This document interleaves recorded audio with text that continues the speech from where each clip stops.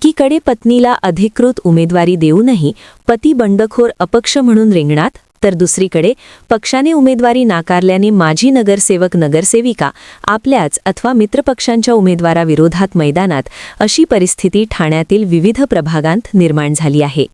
शुक्रवारी दुपारी उमेदवारी अर्ज मागे घेण्याच्या अखेरच्या क्षणापर्यंत पक्षाच्या वरिष्ठ नेत्यांचे शिष्टाईचे फोनही न उचलता हे उमेदवार रिंगणात शड्डू ठोकून उभे राहिले. त्यामुळे ठाण्यात महायुतीतच दोस्तीत कुस्ती ठाणे महापालिकेच्या निवडणुकीत पाहायला मिळणार आहे. ठाण्यातील 9 प्रभाग समितीमधून माघार घेतलेल्या उमेदवारांनंतर एकूण 649 उमेदवार निवडणुकीच्या रिंगणात आहेत. घोडबंदर रोड येथील प्रभाग क्रमांक 1 ड मधून शिंदेंच्या शिवसेनेचे विभाग प्रमुख रवी घरत अपक्ष बंडखोर म्हणून रिंगणात आहेत.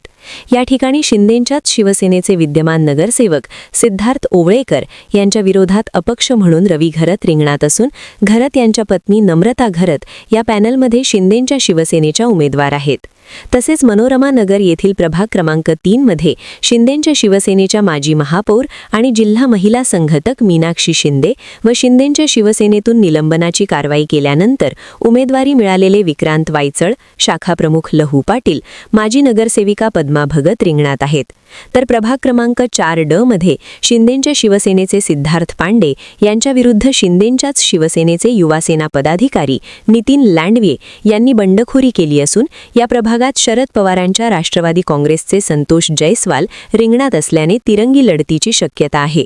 या प्रभागातच भाजपचे मुकेश मोकाशी यांच्याविरुद्ध शिंदेंच्या शिवसेनेचे माजी महापौर हरिश्चंद्र पाटील यांचे पुत्र विकी पाटील यांनीही अपक्ष उमेदवारी कायम ठेवली असून त्यांची आयु प्रभाग क्रमांक 7 ब मध्ये शिंदेंच्या शिवसेनेच्या उमेदवार आहेत. सर्वात महत्त्वाचं म्हणजे शिवसेनेचा गड असलेल्या टेंभिनाका येथून शिंदेंच्या शिवसेनेचे शाखाप्रमुख निखिल बुडजडे यांनी अपक्ष उमेदवारी अर्ज मागे घेतला असताना येथील प्रभाग क्रमांक 22 ड मधून शिंदेंच्या शिवसेनेचे उमेदवार पवन कदम यांच्याविरुद्ध भाजपचे बंडखोर विकास दाभाडे यांनी अपक्ष उमेदवारी अर्ज दाखल केला. यामुळे एकंदरीत ठाण्यात शिंदेंच्या शिवसेनेविरोधात शिंदेंच्याच शिवसेनेचे बंडखोर उमेदवार तसेच भाजप विरुद्ध शिंदेंची शिवसेना अशी बंडखोरी झाल्याचे दिसून येत असल्याने महायुतीच्या नेत्यांची डोकेदुखी वाढली असून याचा फटका कोणाला बसतो याचे चित्र 16 जानेवारीला स्पष्ट होईल. काम केलं, अनेकदा आंदोलनं केली, अनेक केसेस अंगावर घेतल्या. ऐन वेळेस जेव्हा महायुतीची बोलणी खऱ्या अर्थाने सातत्याने गेली 15 वर्ष शिवसेनेच्या माध्यमातून आदरणीय एकनाथजी शिंदे साहेब यांच्या नेतृत्वावर विश्वास ठेवून पक्ष संघटन तळागाळात वाढवण्यासाठी मी प्रामाणिक काम केलेलं आहे. विभाग क्रमांक 4 मध्ये सुद्धा अनेक जणांचे आपल्या सोसायटीमधले प्रश्न असतील, स्लममध्ये प्रश्न असतील, वेळोवेळी त्यांना सिस्टीमच्या विरोधात जाऊन सुद्धा आम्ही ते सोडवण्याचे प्रयत्न प्रामाणिक केलेले होते. कुठेतरी एक राजकीय पोकळी या विभागामध्ये निर्माण झाली होती, कारण की इकडचे स्थानिक नगरसेवक संजय पांडे हे अज्ञातवासात होते आणि आम्ही तर असा विचार केलेला होता की त्यांनी राजकीय संन्यास घेतलेला आहे. परंतु निवडणुकीला 10 दिवस राहिलेले असताना एकदमच ते मिस्टर इंडियासारखे प्रकट झाले आणि त्यांनी मला नाही तर माझ्या मुलाला उमेदवारी द्या, नसता मी दुसऱ्या पक्षात जातो अशी धमकी माननीय शिंदे साहेबांना दिली. त्यामुळे कुठेतरी अन्याय आज माझ्यासारख्या तळागाळात काम करणाऱ्या कार्यकर्त्यावर झालाय असं मी मान्य करतो. पण एकीकडे मलांडे बिल्डर आहेत आणि दुसरीकडे एक सर्वसामान्य कार्यकर्ता जो गुजरातच्या देशाकडून लोकांची अडचणी सोडवतो. ही लढाई कशी पाहता तुम्ही आणि तुम्हाला प्रेशर पण केलं गेलं, कारण नेत्यांचे काल जर पाहिलं तर अनेक अपक्ष उमेदवारांनी अर्ज मागे घेतलेले होते, त्यांच्यावरती मोठं प्रेशर होतं. तसं काही तुम्हाला फोन वगैरे आले? नाही, मी ह्याच्या अगोदर पण बोललेलो आहे. 17 तारखेला जेव्हा माझी उमेदवारी डावलण्यात आली त्यावेळेस सुद्धा माननीय एकनाथजी शिंदे साहेब असतील, प्रतापजी सरनाईक साहेब असतील किंवा खासदार नरेशजी मस्के साहेब असतील यांनी आपुलकीने माझी विचारपूस केलेली होती. कसल्याही प्रकारचा दबाव त्यांनी माझ्यावर टाकलेला नव्हता. परंतु कुठेतरी जो स्वाभिमान माझा स्वतःचा जपण्यासाठी ह्या धनशक्ती विरुद्ध जनशक्ती अशी लढाई ह्या विभागामध्ये करण्यासाठी आम्ही सर्व ह्या पॅनलच्या माध्यमातून इकडे उभे राहिलेलो आहोत. एकलव्याचा एक उल्लेख केलेला आहे. कार्यकर्त्यांची मागणी आहे नितीन लांडगेंनी त्यांची फॅमिली आम्हाला नगरसेवक म्हणून लावली आहे. या निवडणुकीच्या माध्यमातून तुम्ही काय प्रूव्ह करून दाखवणार आहे स्वतःला? नाही, प्रूव्ह करण्याची गरज नक्कीच सगळ्यांना असते, परंतु मला एक गोष्ट सांगायचं आहे, गेली 10 वर्ष जी विभागामध्ये मी काम करत होतो त्या माध्यमातून मी स्वतःला प्रूव्ह केलं होतं, कामाच्या माध्यमातून प्रूव्ह केलं होतं. पण जसं तुम्ही बोललात की एकलव्याला जो त्रास झाला होता, गुरु द्रोणाचार्यांचा पुतळा त्याने डोळ्यासमोर ठेवून धनुर्विद्या शिकली, त्याचप्रमाणे माननीय एकनाथजी शिंदे साहेबांचा फोटो माझ्या हृदयात आहे. त्यांनी जी कामं केलेली आहेत त्यानुसारच मी हा विभाग क्रमांक 4 मध्ये येणाऱ्या काळामध्ये काम करणार आहे आणि जिंकून सुद्धा दाखवणार आहोत. कारण की लोकांसाठी रस्त्यावर उतरून वेळोवेळी पोलीस स्टेशन असेल, हॉस्पिटल असेल किंवा रस्त्यावरचं काही काम असेल, त्या प्रत्येक गोष्टींमध्ये जेव्हा आम्ही होतो तेव्हा हे बिल्डर नव्हते. हे बिल्डर त्यांच्या बिल्डिंग बांधण्यामध्ये व्यस्त होते. कुठेतरी पैसे कमवण्यासाठी त्यांना हे नगरसेवक पद हे पाहिजे, हे लोकांना सुद्धा कळून चुकलेलं आहे. त्यांचा जो बालेकिल्ला ते बोलत आहेत की गांधीनगर आणि नळपाडा, माझं ओपन चॅलेंज त्यांना आहे की त्यांनी जरी किती पैशाचा महापूर त्या गांधीनगर नळपाडामध्ये केला तरी सुद्धा आता सामान्य जनता ही त्यांच्या पैशाच्या आमिषाला बळी पडणार नाहीये.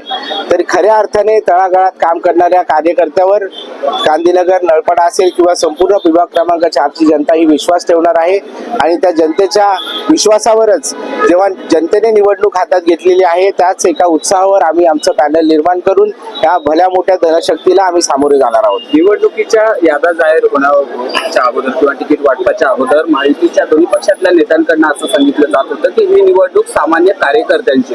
मात्र जेव्हा तिकीट वाटप झालं तेव्हा सामान्य कार्यकर्त्यांना उमेदवारी दिलेली कुठेही पाहायला मिळाली नाही. युवासेना असेल किंवा शिंदेच्या शिवसेनेचे युवा तरुण आहेत त्यांना प्रामुख्याने डावललेलं पाहायला मिळतं. त्यावेळेला मनातल्या नेमका काय भावना?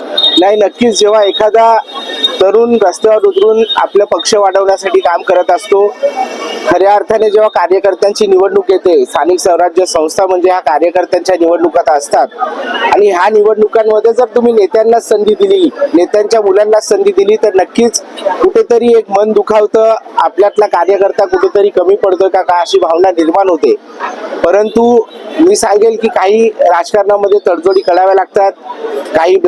काही लोकांनी आमच्या वरिष्ठांना ब्लॅकमेल केलं, त्याच्यामुळे माझा वरिष्ठांवर राग नाहीये. परंतु एक कार्यकर्ता म्हणून स्वतःला सिद्ध करण्यासाठी ही निवडणूक मी सामोरी जातो. एखादा तरुण प्रस्थापितांच्या विरोधात उठतो, प्रस्थापित होण्याकडे वाटचाल आहे, कशा प्रकारे ही वाटचाल पुढे? नाही, नक्कीच शिंदे साहेबांचा डायलॉग आहे, जेव्हा जेव्हा एखाद्या कार्यकर्त्यावर अन्याय होतो तेव्हा एकनाथ शिंदे निर्माण होतो.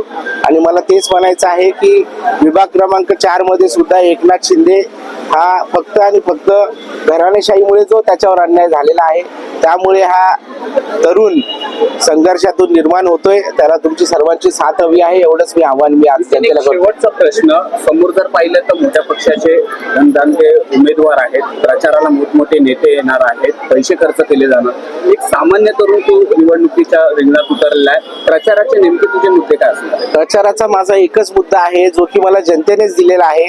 लोकसभेला त्यांनी पक्ष बघितला, विधानसभेला त्यांनी पक्ष बघितलेला आहे, परंतु स्थानिक स्वराज्य संस्था या निवडणुकीमध्ये ते जो उमेदवार आहे, जो आपल्यातला उमेदवार आहे, जेव्हा रात्री बेरात्री आपल्याला जेव्हा एक वार्डामध्ये काही गरज भासेल तेव्हा हाकेला धावून येणारा उमेदवार आणि मनुष्य ते बघणार आहेत. हाच अजेंडा घेऊन मी जाणार आहोत की मोदी साहेब येऊन इकडे गटर साफ करणार नाहीयेत किंवा सीएम साहेब येऊन इकडे पाण्याचे प्रश्न सोडवणार नाहीयेत. तुमच्या हाकेला उत्तर हा तुमच्यामधलाच सामान्य कार्यकर्ता म्हणून जो निवडून जाणार आहे तो देणार आहे आणि जनतेने ही निवडणूक हातात घेतलेली आहे.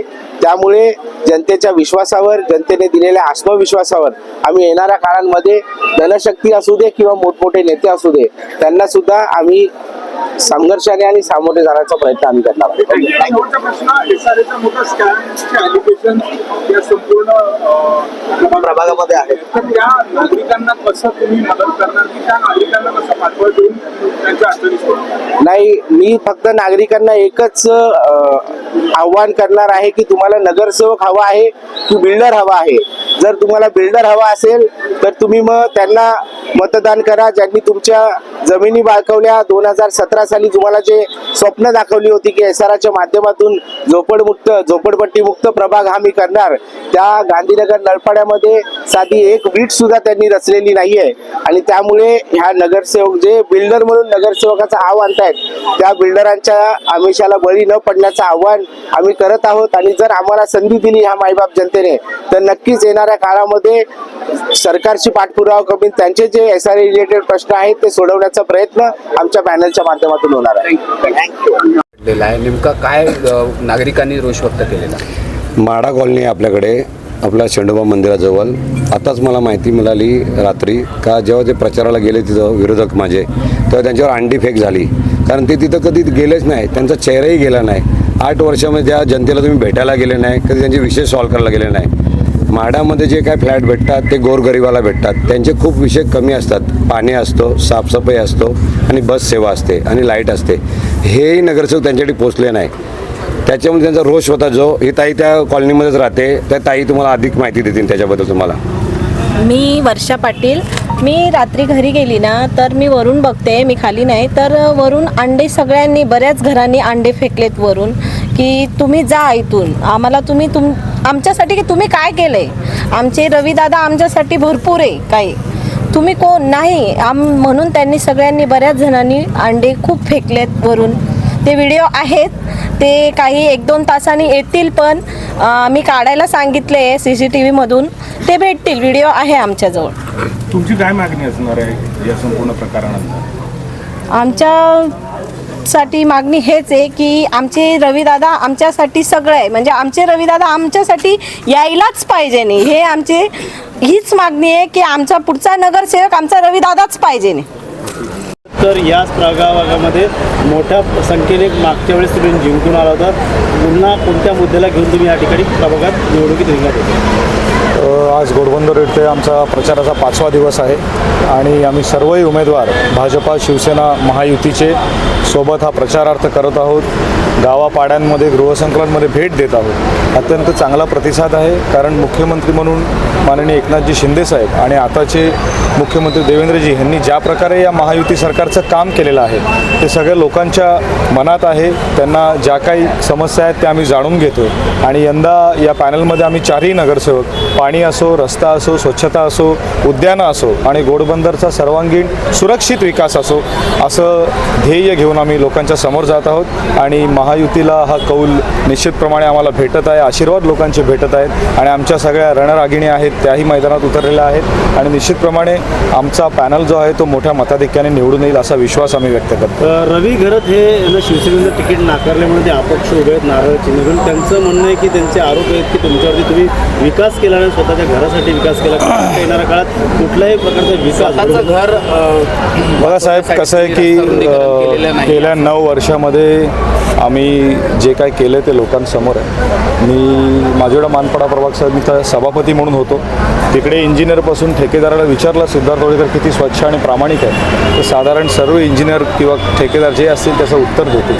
त्या व्यतिरिक्त माझ्या घरावर रस्ता तो अजूनही आहे, माझ्या मंदिरावर रस्ता नाही. त्या व्यतिरिक्त झालं तर सगळ्यांनी त्यांची इच्छा व्यक्त करावी, ही लोकशाही आहे. काम बोलत आहे, माझं नाव हे माझ्या कामाने झालेलं आहे आणि काम बोलत आहे. बाकी सगळ्यांनी साम दाम दंड जे आहे ते वापरावे. मी माझ्या कामावर निवडून येईन असा मला विश्वास आहे आणि माझा जनतेचा माझ्यावर विश्वास आहे. आणि येणाऱ्या काळात शिवसेना, भाजप युती निवडून येईल असा मी विश्वास तुम्हाला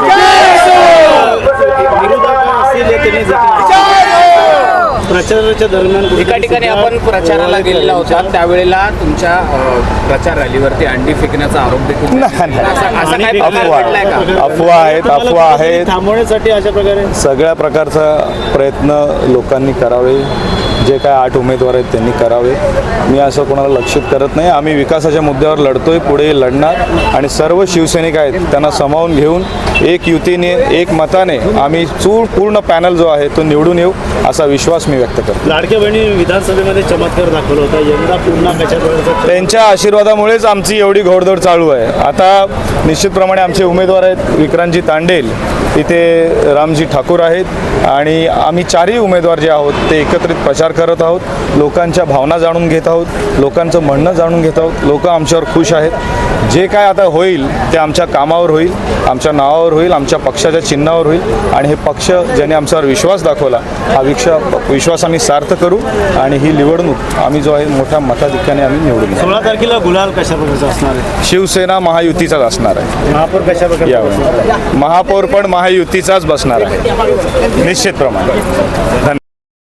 साथ आहे कसं बघतात निवडणुकीच्या वारामध्ये अनेक प्रचार तुम्ही घुमवले आणि तुमचा प्रचार कशा प्रकारे सुरू आहे? शिवसेना म्हणून प्रचार कसा सुरू आहे? आमचा प्रचार खूप छान सुरू आहे. ही माझी सेकंड टर्म आहे आणि आता आपली भारतीय जनता पार्टी, BJP आणि RPIची युती असल्यामुळे प्रतिसाद पण ही खूप छान आहे. 2017मध्ये बघितलं तर जशी 40,000 संख्या होती, पण यंदा कॉम्पिटिशन भरपूर वाढलेलं आहे. 60,000 लोकसंख्या, त्याच्यामुळं वेळही कमी आहे आणि आपले शिंदे साहेबांनी आणि आपले मोदी साहेबांनी इतके छान काम केलेलं आहे, त्यामुळे मतं मागताना आम्हाला कसलंही कष्ट होत नाही. घोडबंदर जसं बघितलं डेव्हलपिंग एरिया आहे. आता भरपूर सुखसुविधा झालेल्या आहेत, जसे प्लेइंग ग्राउंड बोला तुम्ही, तरण तलाव, भरपूर अशा म्हणजे मेट्रो झाली. हे तर मेट्रोमुळे तर सध्या ट्रॅफिकची खूप मोठी समस्या उद्भवलेली आहे आपल्याकडे, पण तीही यावर्षी मला वाटते ती पण कमी होऊन जाणार. फक्त माझं जनतेला इतकंच निवेदन आहे की आपण जे लोक कामं करतात त्यांच्याकडे नीट त्यांचं कार्यवाहन बघून व्यवस्थित वाचून आणि मतदान करावं आणि आमचे पूर्ण पॅनलला मतदान करावं इतकी मी विनंती करेन. धन्यवाद. आता रवी घरत हे अपक्ष उमेदवार उभे आहेत. घरातच कुठेतरी दोन प्रकारच्या भूमिका दिसून जातात. हां, मग पत्नीला तिकीट दिली, मात्र पतीला. हां, मग जसं तुम्ही आता बघितलं आहे की 20 वर्ष पूर्ण आमचं घरत कुटुंब या राजकारणात आलेला होता. पहिल्या वेळी जेव्हा आम्ही प्रवेश केलेला होता तेव्हाही आमचं बोलणं झालेलं होतं का आम्ही महिलांसाठी तिकीट घेत नाही आहोत, पण कुठेतरी दुसऱ्या उमेदवारामुळे आम्हाला माघार घेऊन महिलांचं तिकीट घ्यायला लावलं आणि असं विश्वास दिलं की पुढच्या टर्मला दादा तुम्हीच. पण कुठे काहीतरी राहिलं असेल, पण लोकांचा प्रतिसाद आलेला आहे आणि जनतेने काय निर्णय घ्यायचा तो घेतलेला आहे. मी पक्षात आहे, मी नगरसेविका होती म्हणून मी पक्षाची एकनिष्ठ आलेली आहे आणि मी माझा प्रचार चालू केलेला आहे. रवी घरत यांचं काय असेल ते रवी घरत बघून घेतील. मी नम्रता रवी घरत या प्रभागाची जी नगरसेविका होती, मी माझं पक्षात राहून जे आपलं युतीचं प्रचार आहे ते मी माझ्या पद्धतीत करत आहे आणि लोकांचं